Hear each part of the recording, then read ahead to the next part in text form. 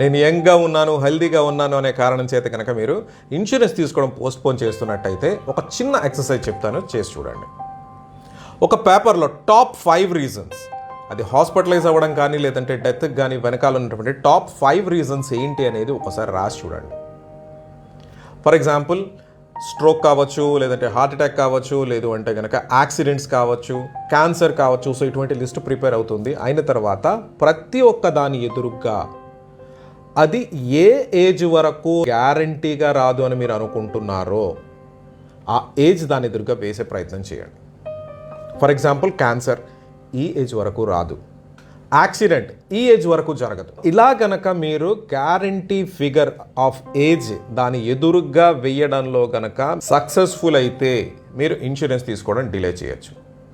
లేదు ఆన్సర్ కరెక్ట్గా కనుక మీరు రాయలేకపోతున్నారు, this is the time to take the decision right now. Get insured and feel secure. All the best.